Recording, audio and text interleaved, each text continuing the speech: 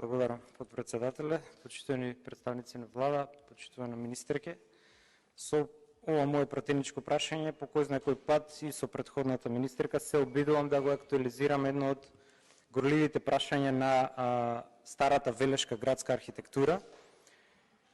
Јас едно прашувам, министерката друго ми одговара. Имено прашањата беа следни: зошто после година и пол од донесување на решение на Управа за заштита на културно наследство како орган во состав на министерството не е постапено по ова управен акт кој е правосилен и извршен и не се преземани итни градежни мерки, и дали е тоа намерно, односно поради политички причини се обструира спроведувањето на овој правосилен и извршен акт. Имено Велес е познат по својата стара градежна архитектура.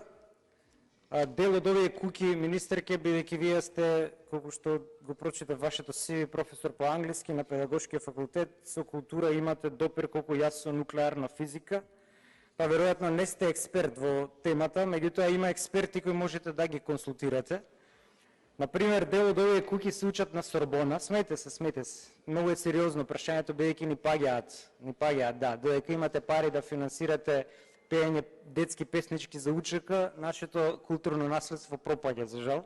Значи, ги најдов 15 куќи во Велес, од кои што куќата на Паунови изгоре. Куќата на Прнарови е пред паѓање, куќата на Тренчови мислам дека падна. 4 куќи општината ги презема наместо вие, тоа е куќата на Васил Главинов, куќата на Джинот и куќата на Кочо Рацин и куќата на Касапови.